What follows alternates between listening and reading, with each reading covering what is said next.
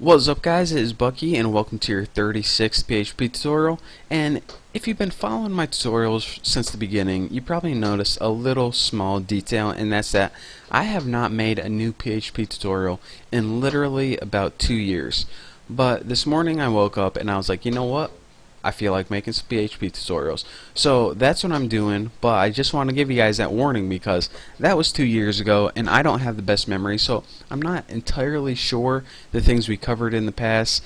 If we were working on any projects, then you can forget about those because it's 2 years later. My memory isn't that great, so just want to give you guys a heads up that was 2 years ago. If there's something that I teach you guys and I'm going over and I didn't cover, just leave me a comment and let me know, hey, you didn't cover this. But anyways, what we're going to be doing in these tutorials from now on, first thing we're going to do, the first thing we're going to be doing is working with object-oriented PHP. That's where we're going to pick up, and that's where we're going to go from here. So we're saying, alright, WTF is object-oriented PHP. Object-oriented PHP is pretty much a different way to program than we were in the last couple tutorials. Object-oriented PHP has to deal with two main concepts, and that's classes and objects. Now, what a class is it's pretty much a way to organize your data. All your variables and all functions that are related can go in one class. And an object is pretty much a way to access that class, to get all the variables and functions from that class and actually be able to use them. So for example, if you were building a program of all the things in the world, you would probably make a class for people, you'd probably make a different class for animals, and you'd probably make a different class for places or something. Now, in order to access all those things, you need objects. And if you create an object, you can access all the stuff from the people class, let's say. And you can create another object to access all the variables and functions from the animals class. So enough of me talking because I'm a programmer, not a talker. So let's go ahead and start programming. The first thing I'm going to do is make a simple class. And let's just go ahead and use that.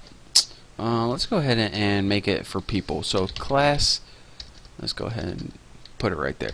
Class people. And by the way, typically whenever you make classes, you're going to want to put them in a separate file, but I'm going to throw all mine in the index, and this is just for the simplicity of making this tutorial real quick and showing you guys how to make a basic class. But anyways, if you're like working on it for a company and building these classes, you typically want to put each class in a separate file, and that's how people typically organize it. But anyways, like I said, in this case, everything's going in the index. So anyways, I have this class called people. In order to make a class, go ahead and type the name class, and then go ahead and name your class whatever you want. Now anything inside your curly braces is going to belong to that class. So let's go ahead and make a variable and a function that's part of the people's class, or the people class. Now, the first thing you need to do in order to make a variable, which is technically called a field when it's inside a class, but I call it a variable. But I just want to tell you guys that because if you're, learning this for a class or something, not this class, but like a college class, and the word field is on your multiple choice test, choose that instead of variables. But this isn't a college course. This is the New Boston, so I can say whatever the F I want. I can even say F. How cool is that? So anyways, go ahead, and in order to make a variable or field, you first need to type a stupid keyword, and that's public. Now, these keywords, and they have to deal with something called scope. We're going to be covering those in a later tutorial, not this tutorial because we don't have time. But anyways, let's go ahead and make a variable called name. By the way, if you just can't wait, public means everything outside this class has access to this. Is pretty much basically that. But anyways, now that we have a variable called name, let's go ahead and make another function that can, set the name, like set it to Bucky or Lisa or something like that. So let's go ahead and make a function, and of course use this. Go ahead and type that stupid public, whatever that means. We're going to be covering that in probably the next tutorial. And go ahead and make a function just like you did before. We'll name this function setName and pass it in the parameter x.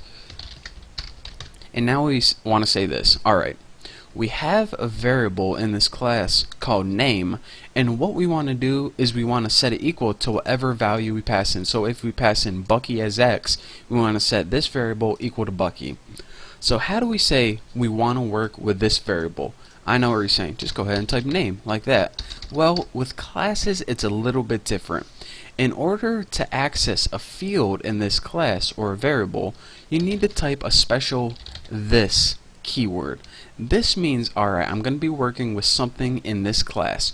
What am I going to be working with? And now you're going to want to make a little arrow. And this is another dumb syntax that you have to use, but hey, don't take it up with me, take up whoever invented PHP.